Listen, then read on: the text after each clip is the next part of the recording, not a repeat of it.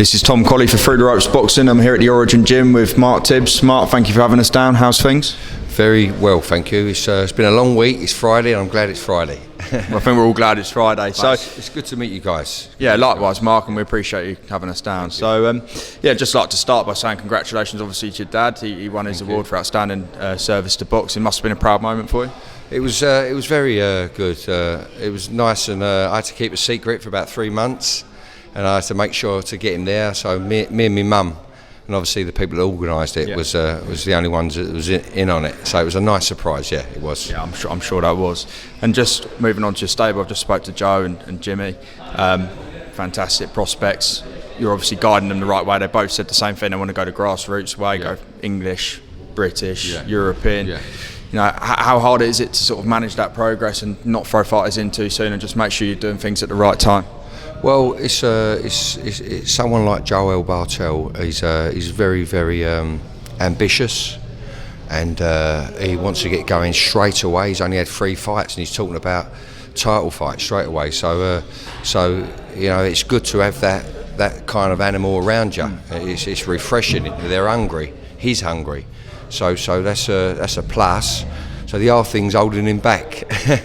And got to keep the reins on him a little bit. And he's had some decent sparring with people of 10 and 13, 14, 15 fights, 20 fights even, who are already champions. So he's kind of felt that maturity and level-wise. But he's still confident of fighting them sort of people. But you know, it's the right time to let him off the leash. And his management, Strike Sports Management, and myself will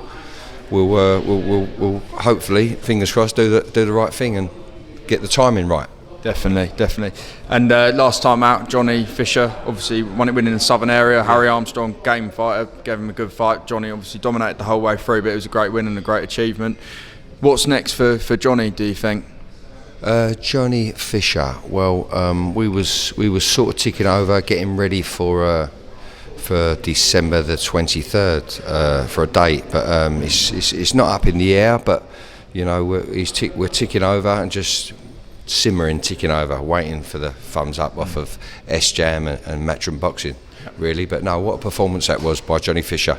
Absolutely nailed it in every aspect of that fight. It all come into fruition, whatever they say, all come into play on that night, and it was a great performance and a fantastic. He won the Best Boxer of the Year award, and so that was a lovely thing to top off that fight, and well deserved. So yeah, it's been a good couple of months here with your dad's award and Johnny's award, and some reflection of the work you're doing here, I'm sure.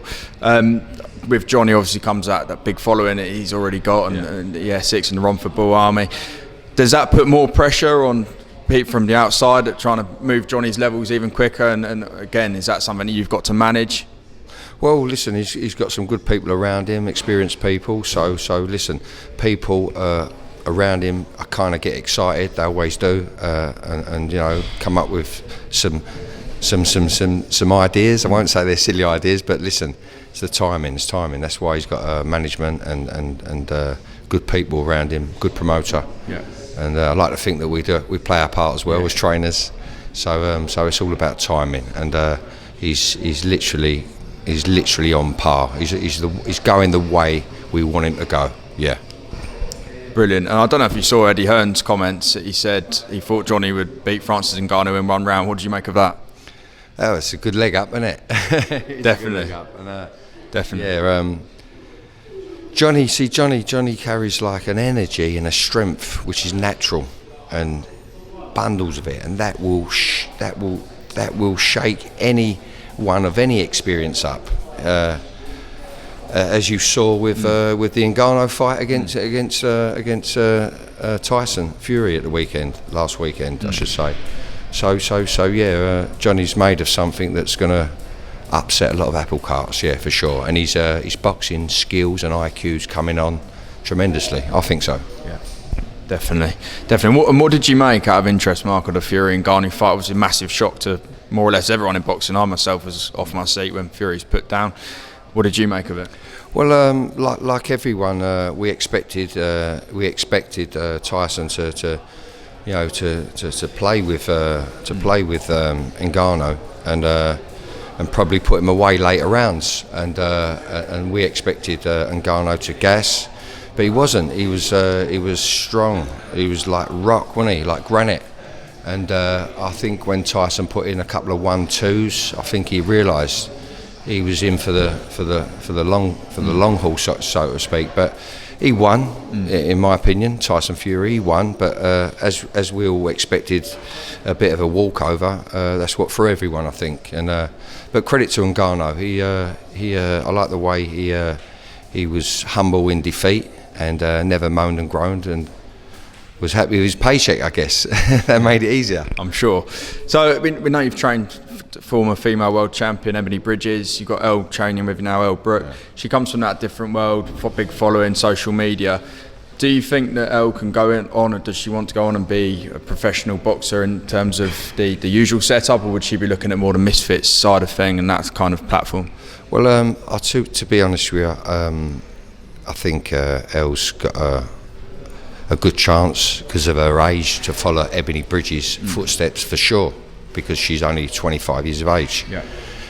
And so it's entirely up to herself, and she's coming on wonders. I've got to say, here at the gym, and I take her around the sparring in the matchroom gyms with different kinds of ladies who are professionals.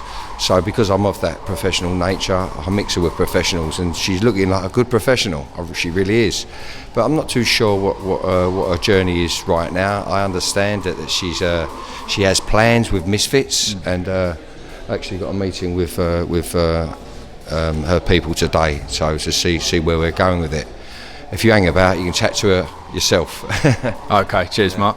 And just moving on to some of your former fighters, Dillian Whyte, do you think that Dillian, the position he's in now at his age, has he got time to still come back and make a dent in the heavyweight division? I think Dillian's, he's an handful. I've always said it for anyone, he's done very, very, very well in the boxing business, for sure. His management have played it really, really good, I think, and he's made a good life of his sport, boxing. I'm unsure if his desire will be there right now. I don't know. You know what I mean? You hear what I'm saying? Yeah. So I'm not too sure. I haven't gave it a lot of thought, to the truth, but he's had a great career, Dillian Whyte, and I had some great years with him. 11 fights unbeaten, and I had a great journey with Dillian. Really enjoyed it, and it'd be interesting to see what he does next. Those Chisora fights, I mean, famously the table came across. I mean, they were something. I loved those fights. Yeah. I mean, what was it like to be involved in them? Those two characters coming together. It was always exciting with Dillian. He always kept people on their toes. He was always on his toes himself, and it was a good ride, Dillian Whyte. It sure was, yeah. And another one of your former fighters, Mark, Billy Joe Saunders, is now talking about coming back. Do you think that Billy can again come back? He's had a long layoff, challenge for world titles, win world titles again? Listen, he's probably one of our best talented boxers in the UK for many years. Yeah. Desire-wise, only he would know where his desire is, and there's some good fights there for him for sure. And John Ryder's in this gym today, and as soon as John walked in here today, I thought, what a good fight that would be, a rematch with Ryder. And I think it depends on his desire. I mean, what a great trainer and a great boxer he is, Billy Joe. Yeah, for sure. He could shake up people in the division, and there's big fights out there for him for sure. Yeah. Definitely. Well, Mark, thanks very much for speaking to Through the Ropes today. It's been a pleasure. Cheers, Tom. Cheers, Mark. Mate. Thank you.